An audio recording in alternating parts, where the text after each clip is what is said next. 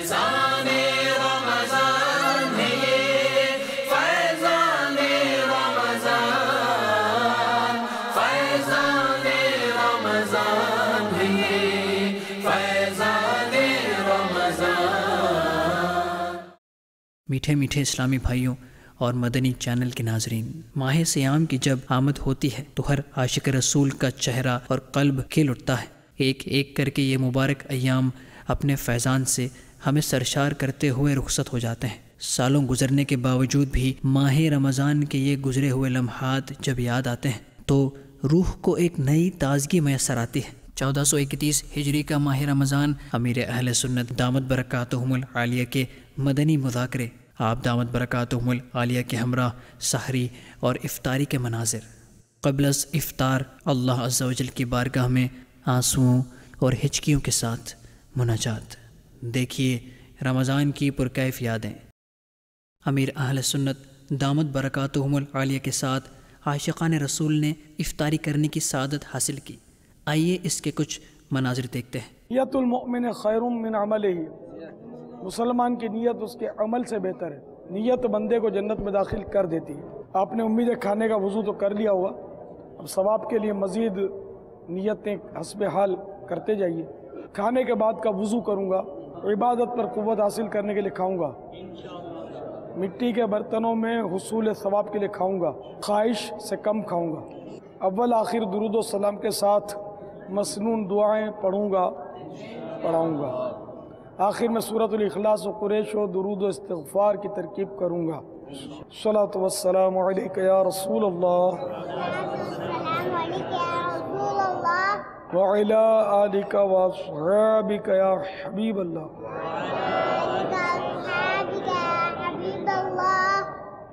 بسم اللہ الذی لا یضر مع اسمہ شیء فی الارض ولا فی السماء وهو السمیع العلیم۔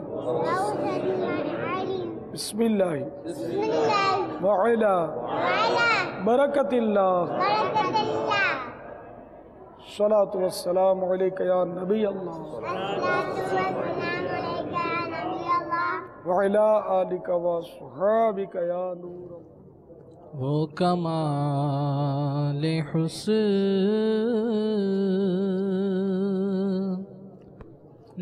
حضور ہے کہ گمان نقص جہاں نہیں، یہی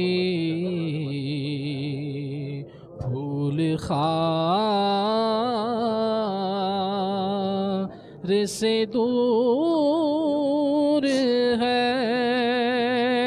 یہی شمع ہے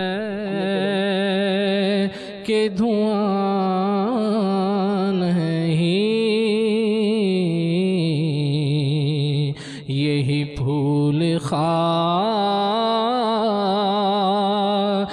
سے دور ہے، یہی شمع ہے کہ دھواں نہیں۔ صلاۃ والسلام علیک یا رسول اللہ، صلاۃ والسلام علیک یا رسول اللہ، وعلی آلک واصحابک یا حبیب اللہ، وعلی آلک واصحابک یا حبیب اللہ۔ الحمدللہ الذی الحمدللہ الذی اطعمنا اطعمنا وسقانا وسقانا وجعلنا وجعلنا مسلمین۔ اعوذ باللہ من الشیطان الرجیم، بسم اللہ الرحمن الرحیم۔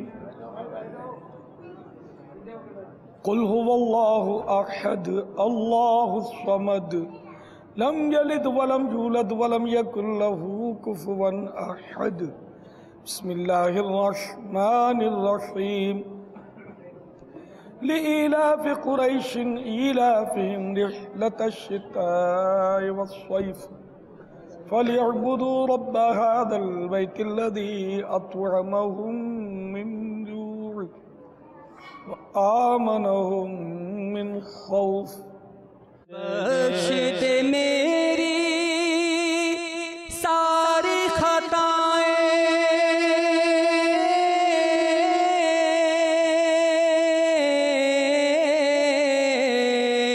کھول دے مجھ پر اپنی عطائیں، کھول دے مجھ پر اپنی عطائیں، بخش ہماری ساری خطائیں، بخش ہماری ساری خطائیں، مولا بخش ہماری ساری خطائیں، کھول دے مجھ پر اپنی عطائیں، برسا دے رحمت کی برکھا، برسا دے رحمت کی برکھا، یا اللہ میری جھولی بھر دے، یا اللہ میری جھولی بھر دے، یا اللہ میری جھولی بھر دے، یا اللہ میری جھولی بھر دے، یا اللہ میری جھولی بھر دے، یا اللہ میری جھولی بھر دے، یا اللہ میری جھولی بھر دے، یا اللہ میری جھولی بھر دے۔ نماز تراویح کے بعد امیر اہل سنت دامت برکاتہم العالیہ نے مدنی مذاکرہ فرمایا، جس میں امیر اہل سنت دامت برکاتہم العالیہ نے علم و حکمت بھرے جوابات ارشاد فرمائے۔ آئیے اس کے مناظر دیکھتے ہیں۔ الحمدللہ رمضان المبارک 1431 ہجری کی آج 7ویں تراویح ادا کرنے کے بعد عاشقان رسول اور معتکفین دعوت اسلامی تبلیغ قرآن و سنت کی عالمگیر غیر سیاسی تحریک دعوت اسلامی کے مدنی مذاکرے میں جمع ہیں۔ مدنی مذاکرے کا سلسلہ ہے، آپ سوالات کیجیے، ہر سوال کا جواب اور وہ بھی بالصواب دے پاؤں یہ ضروری نہیں، بھول کرتا پائیں تو فوراً میری اصلاح فرمائیں۔ مجھے آئیں بائیں شائیں کرتا، اپنے موقف پر بلا وجہ اڑتا نہیں، شکریہ کے ساتھ رجوع کرتا پائیں گے۔ نیت المؤمن خیر من عملہ، مؤمن کی نیت اس کے عمل سے بہتر ہے۔ نیت کیجئے اللہ عز و جل کی رضا پانے اور ثواب کمانے کے لیے اچھی اچھی نیتیں کرتا ہوں، بلا وجہ کپڑے یا بدن سہلانے، ادھر ادھر دیکھنے، باتیں کرنے، ٹیک لگانے، پردے میں پردہ نہ ہونے کی صورت میں گھٹنے کھڑے کر کے دوسروں کے لیے بدنگاہی کا باعث بننے، گھٹنوں میں سر رکھنے، دوسرے کو اشارے کرنے، اٹھ کر چل پڑنے وغیرہ سے بچتے ہوئے علم دین کی تعظیم کی خاطر جہاں تک ہو سکا دو زانو بیٹھ کر علم دین سمجھنے کے لیے نگاہیں جھکائے خوب کان لگا کر سنوں گا۔ ارشاد فرمائیں کہ جیسے مثال کے طور پر گھر میں ہے اور بہن جو ہے نا وہ بتا رہی ہے کہ وہ جو ہے نا وہ چاچی جو ہے نا وہ اس نے اس طرح باتیں کی، یا کسی بھی مائنس مطلب نیگیٹو باتیں، غیبت ہم نے سمجھ گئے کہ یہ کر رہی ہے، یا خود جو ہے نا وہ دل چاہ رہا ہے کہ وہ مطلب عجیب و غریب بات ملی ہے لیکن اس کے اندر کسی کی برائی ہے تو خود غیبت کرنے جا رہا ہے۔ یہ ارشاد فرمائیں ایسے وقت میں جب کہ اگلا کوئی غیبت کر رہا ہے یا اپنا دل چاہ رہا ہے، اس وقت وہ کیا اپنا وہ ذہن بنائے یا کیا سوچے کہ اس سے وہ رک سکے، وہ اس کا حل۔ ہاں یار واقعی ایسا ہوتا ہے کہ جیسے کہ آپ آئے میرے پاس، یہ بھی ہیں مثال کے طور پہ، اور آپ نے کوئی کمزور بات کہہ دی تو اب یہ نہیں سمجھے تھے یا سمجھے بھی تھے تب بھی میرے کو یوں جی چاہے گا کہ یار رضوان نے یار آج کیسی ہے کچی بات کر دیا، اتنا ذمہ دار آدمی اور اسی بات اس کو نہیں کرنی چاہیے، ایک یہ جی چاہے گا واقعی یہ جی بہت چاہتا ہے کہ کوئی اگر کچی بات کر دے، کمزور یا کوئی سی گڑبڑ کر دے تو بہت دل کرتا ہے کہ یار اس کا کچھ بڑاس نکالے آدمی. بس یہاں کسوٹی ہے، امتحان ہے، قفل مدینہ لگا رہے گا، بول لے نہیں، چپ رہے، اشارہ بھی نہیں کرے، ہے نا، یوں کرتے ہیں نا. یہ بھی غیبت اس طرح بھی ممکن ہو جاتی ہے جب کہ تنقیدی انداز میں یوں کرتے ہیں کہ کچھ بھی نہیں بولا، خالی یوں کر دیا، تو یہ بھی غیبت کی ایک صورت بن سکتی ہے. یا خالی آنکھ سے اشارہ کیا، انہیں کہتے وہ گپے مار رہا ہے، یوں خالی اشارہ کیا. گفتگو ایسی ہوتی ہے کہ بعض اوقات اگلا سمجھ جاتا ہے کیا کہنا چاہ رہا ہے اشارہ کرنے والا، تو اشارے سے غیبت ہوتی ہے. آنکھ کے اشارے سے، منہ کے وہ پیشانی پر بل ڈال کر، زبان نکال کر، خالی زبان دکھا کر بھی غیبت ممکن ہے. کیسے؟ کوئی بولتا بہت زیادہ ہے، مثال کے طور پہ بولے جا رہا ہے، زبان دکھائی نا کہ یار یہ بند رہتی نہیں ہے اس کی، ہے بڑا واقعی دشوار، بہت دشوار ہے بچنا. اللہ جس پر کرم کرتے ہیں، ہم اللہ سے فریاد کرتے رہے کہ ہماری بس غیبت کی عادت نکل جائے. بس وہی صحبت، اگر آپ نے یہ عوامی صحبت میں تو غیبت کا کانسیپٹ ہی نہیں ہے، صحیح بات ہے، تصور ہی نہیں ہے. بچپن سے غیبت کا تو سب نے سنا ہوتا ہے، لیکن کس کو غیبت بولتے ہیں؟ اگر تعریف بتا بھی دی تب بھی بس وہ اس نے بڑبڑ کرنی ہے، اور پھر وہ ٹھک کر کے بولتا ہے یار میں غلط تھوڑی کہہ رہا ہوں، وہ ہے ہی ایسا. ارے بھائی جب وہ ہے ہی ایسا جبھی تو غیبت ہے، ورنہ تو تہمت ہو جاتی. جو برائی جس نے چھپ کر کی، ہاں اللہ لے لیا، جیسے کہ اب شیوڈ ہے کوئی، داڑھی منڈا، اس کو کہہ دیا کہ اس نے داڑھی منڈا ہے، وہ تو یہ غیبت نہیں ہے. کوئی شراب کے نشے میں مست گھومتا ہے، شرابیں پیتا سرے عام، تو اس نے اپنا پردہ اٹھا دیا، خود ہی پردہ اٹھا دیا.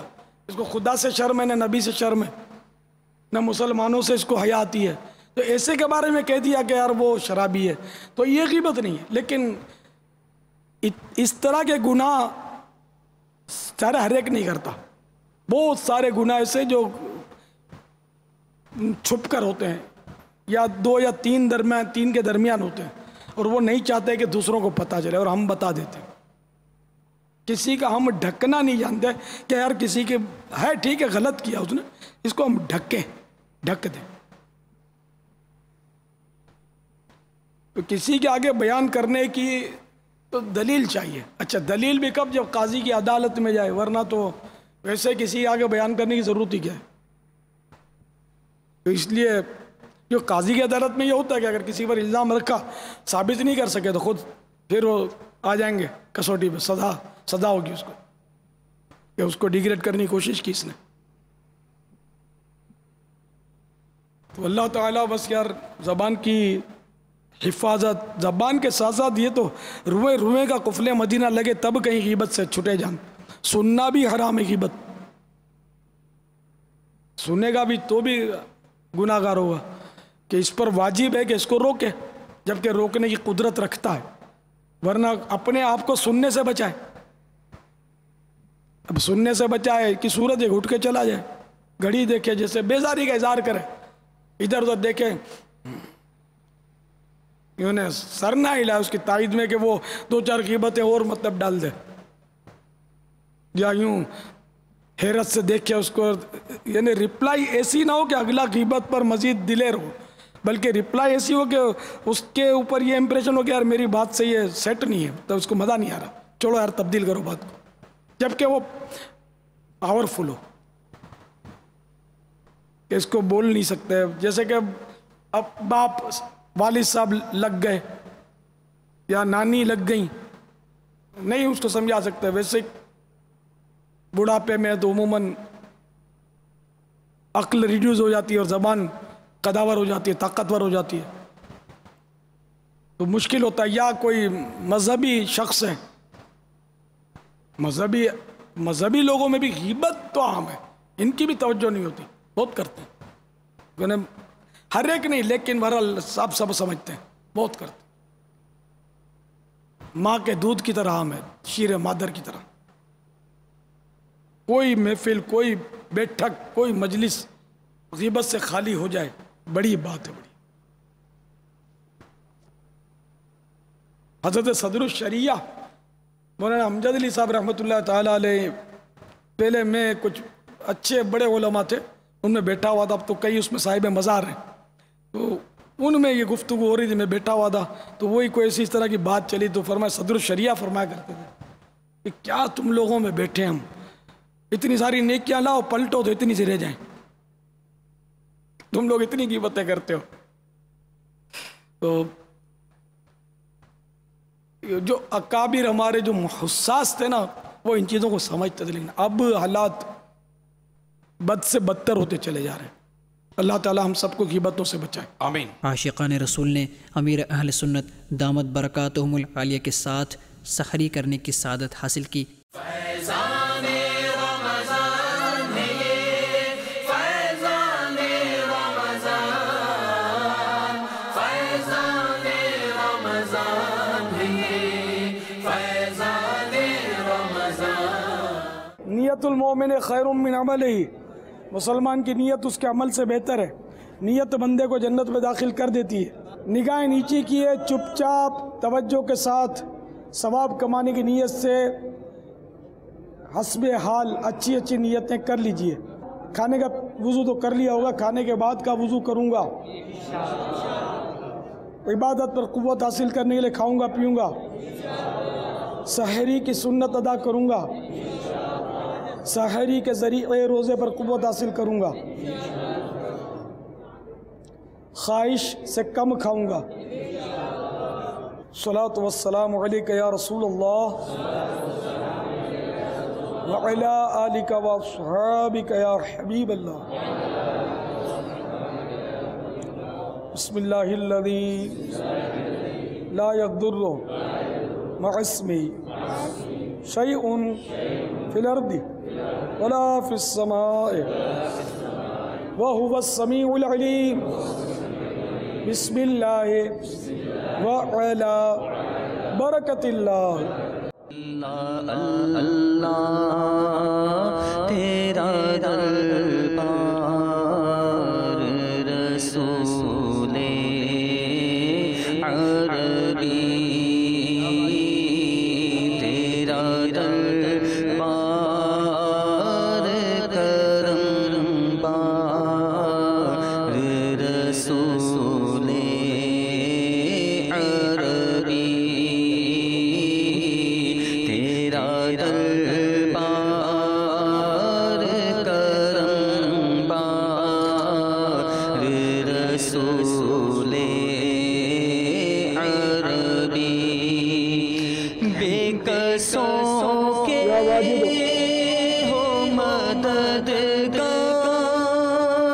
رسول عربی، بے کسوں کے ہو مددگار رسول عربی، ہم صدوں کے بھی ہو ہم خار رسول عربی، ہم صدوں کے بھی ہو ہم خار رسول عربی۔ الصلاۃ والسلام علیک یا رسول اللہ وعلی آلک واصحابک یا حبیب اللہ۔ الحمد للہ الذی اطعمنا وسقانا وجعلنا مسلمین۔ اعوذ باللہ من الشیطان الرجیم، بسم اللہ الرحمن الرحیم۔ قل هو اللہ احد اللہ الصمد لم یلد ولم یولد ولم یکن له کفوا احد۔ بسم اللہ الرحمن الرحیم۔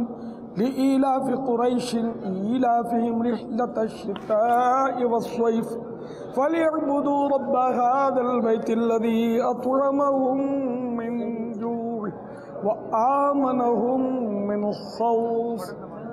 رب کے حبیبا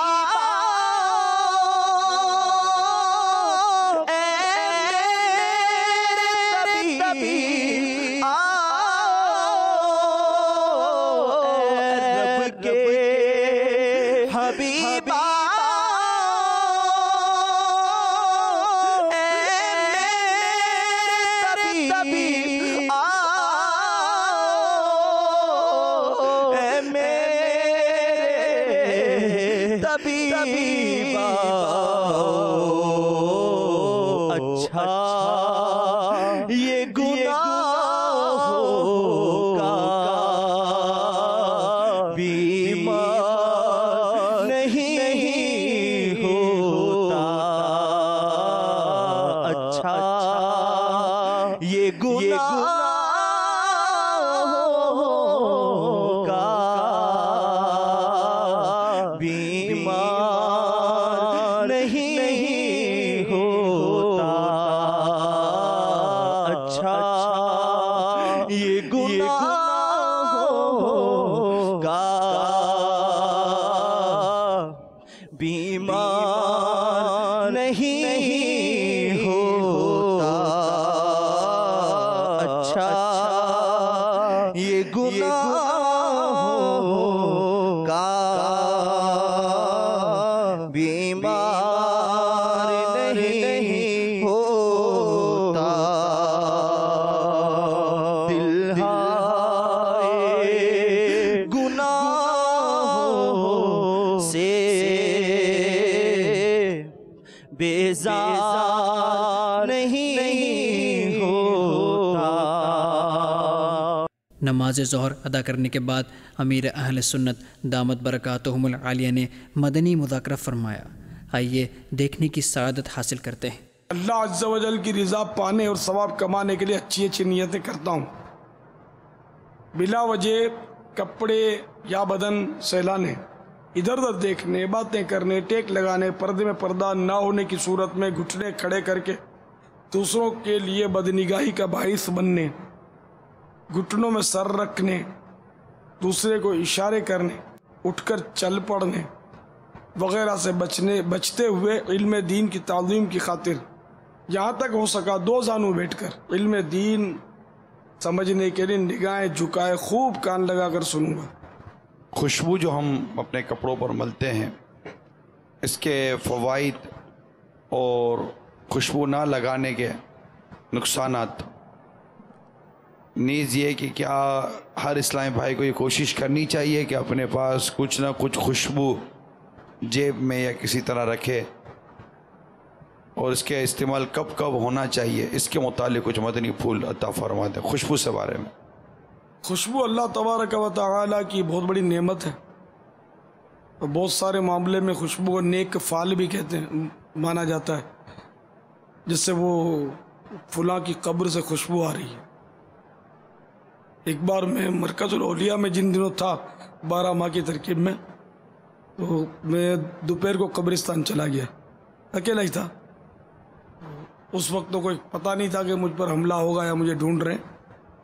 تو ایک جگہ سے مجھے خوشبو آنے لگی، تو میں تو وہاں گیا، ٹھہرا، تھوڑا ڈھونڈا یہ کس قبر سے آ رہی ہے، لیکن متعین نہیں ہوا، مگر خوشبو بڑی پیاری آ رہی تھی۔ اچھا، اب اگر خوشبو کی جگہ اور کچھ ہوتا، اس کا الٹ ہوتا، تو میں تو وہاں سے ظاہر مزید تیزی سے نکل جاتا۔ یہ نیک فعل تھی، میں متاثر ہوا، دعائیں کی اس کی کہ اللہ اس کے صدقے مجھے بخشے کہ کسی خوش نصیب کی قبر سے خوشبو آ رہی ہے۔ اسی طرح جب قبر کھل جاتی ہے، خوشبو آتی ہے، تو اس کے بڑے تذکرے ہوتے ہیں، چرچے ہوتے ہیں۔ پھر سب سے اہم ترین بات یہ ہے کہ میرے آقا صلی اللہ تعالیٰ علیہ وآلہ وسلم کے مبارک پسینے کے بارے میں سب جانتے ہیں کہ خوشبودار تھا، تو خوشبودار تھا جبھی تو اس کا ذکر خیر ہوتا ہے۔ اور کہنے والے تو یہاں تک کہہ گئے کہ عطر جنت میں بھی ایسی خوشبو نہیں، عطر جنت میں بھی ایسی خوشبو نہیں، عطر جنت میں بھی ایسی خوشبو نہیں، جیسی خوشبو نبی کے پسینے میں ہے، جیسی خوشبو نبی کے پسینے میں ہے، صلی اللہ تعالیٰ علیہ وسلم۔ خوشبو خوشبو ہے، نعمت ہے اللہ تعالیٰ کی،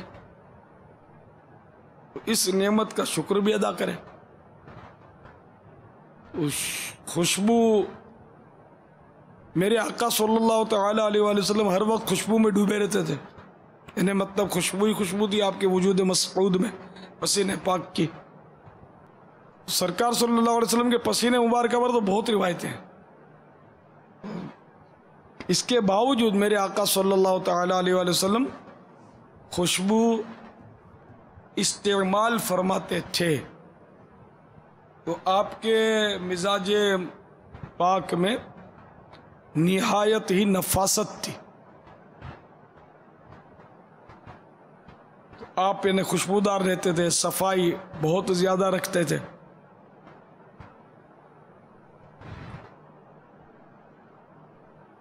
تو اس طرح یہ کہ ہمارے لیے بھی خوشبو لگانا سنت ہے، اور خاص کر جب مسجد کے لیے جائیں تو اس کی تعظیم کے نیت سے لگائیں تو اس کا بھی ثواب ملے، اور جب بھی خوشبو لگائیں تو اتباع سنت کی نیت سے لگائیں، کہ چونکہ سرکار صلی اللہ تعالیٰ علیہ وآلہ وسلم خوشبو لگاتے تھے، میں بھی لگاؤں گا، تو سنت کی نیت سے لگاتا ہوں، یہ کہہ لیں گے یا دل میں یہ نیت فرما لیں گے تو اس کا بھی ثواب ملے گا۔ مسجد میں جاتے ہوئے تعظیم مسجد کی نیت کہ مسجد کے لیے میں زینت اختیار کرتا ہوں، یہ خوشبو لگانا زینت میں سے مسجد کی، تو اس طرح بھی ثواب ملے گا۔ ذکر اللہ کی مجلس میں، اجتماع خیر میں، اجتماع ذکر و نعت میں جاتے ہوئے خوشبو لگانا اس کی تعظیم کی نیت سے کہ مسلمانوں کو بھی اس سے فرحت پہنچے گی، اور اپنے وجود سے بدبو دور کرنے کے لیے لگانا اس نیت سے، یہ بھی ثواب ہے کہ لوگ میری غیبت سے بچیں گے، کیونکہ اگر آپ کے پسینے میں بدبو آئے گی یا اور کسی وجہ سے آپ کے وجود سے بدبو آئے گی کپڑوں وغیرہ سے، تو لوگ بولیں گے کہ یار اس کے کپڑوں میں بدبو کتنی آتی ہے، یہ بھی غیبت ہے، پیچھے سے جب بولیں گے تو یہ غیبت ہے۔ تو میں مسلمانوں کے، امام غزالی نے لکھا ہے کہ میں مسلمانوں کو غیبت سے بچاؤں گا، اور اس کے لیے خوشبو، حالانکہ یہ ایسی بات ہے کہ کسی کا تصور بھی نہ جائے کہ یار یوں بھی غیبت ہوتی ہے، تو غیبت یوں بھی ہوتی ہے۔ تو اس طرح مطلب خوشبو کی اہمیت تو ہے۔ اب رہا مسجد کا معاملہ، تو یہ تو اور بھی اہم ہے کہ مسجد میں بدبو کے ساتھ جانا، کہ اپنے بدن سے بدبو آتی ہے، اپنے منہ سے بدبو آتی ہے، تو یہ حرام ہے۔ مسجد کو بدبو سے بچانا ضروری ہے، واجب ہے، اور یہ عام مرض ہے، بالکل عام ہے، بہت عام ہے۔ اچھوں کے منہ سے بدبو آتی ہے، بڑے ستھرے مہذب نظر آتے ہیں، بڑے نیک پرہیزگار نظر آتے ہیں، بیچاروں کے منہ سے بعض اوقات بدبو آ رہی ہوتی ہے۔ ان بیچاروں کی اپنی کوتاہی اس میں زیادہ کار فرما ہوتی ہے، زیادہ تر وہ یہ کہ منہ صاف کرنے کا ذہن نہیں ہوتا کھانے کے بعد۔ اب جیسے افطاری میں کھانا ہم لوگ کھانے کے لیے کتراتے ہیں کہ بھئی ہم کو کباب سموسے اور یہ چیزیں نہیں دیں گے تو منہ میں بدبو ہو جائے گی۔ عموماً اب آج کل تو کچی پیازیں اس میں ڈالتے ہوں گے، جیسا مجھے تجربہ ہے، تو منہ میں بدبو ہوئی کچی پیاز والا سموسہ کھائے گا تو منہ میں بدبو ہے، مسجد میں نماز پڑھے گا، جب تک رہے گا گناہ کرتا رہے گا، بدبو آتی رہے گی، فرشتوں کو تکلیف ہوتی رہے گی۔ اب آپ کس کس کو یہ دکھ بتائیں اپنا، مانتے نہیں۔ پھر کھا لیا، فوراً کھانے کے بعد بدبو نہیں بنے گی، مگر کچھ دیر کے بعد بدبو بن جائے گی۔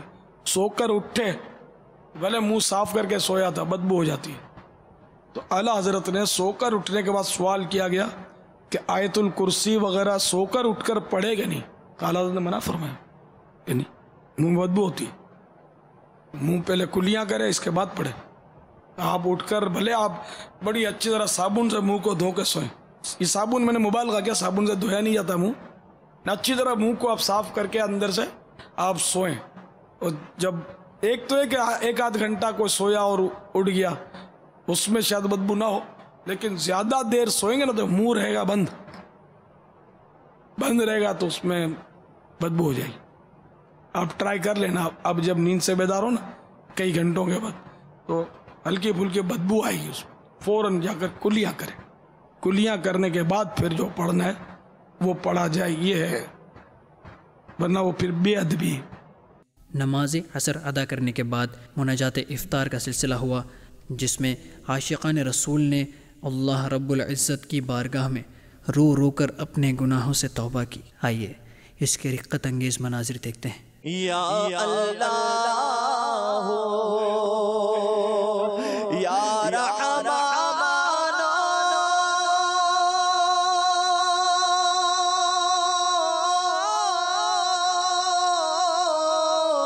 یا حنان یا منان بخش دے بخشے ہو کا صدقہ بخش دے بخشے ہو کا صدقہ بخش ہماری ساری خطائیں بخش دے بخشے ہو کا صدقہ بخش دے بخشے ہو کا صدقہ بے سبب بخش دے نہ پوچھ عمل نام غفار ہے تیرا یا رب بخش دے بخشے ہو کا صدقہ بخش دے شیخو کا صدقہ بخش دے بخشے ہو کا صدقہ یا اللہ میری جھولی بھر دے یا اللہ میری جھولی بھر دے یا اللہ میری جھولی بھر دے یا اللہ میری جھولی بھر دے یا اللہ میری جھولی بھر دے یا اللہ میری جھولی بھر دے کہ بخش ہماری ساری خطائیں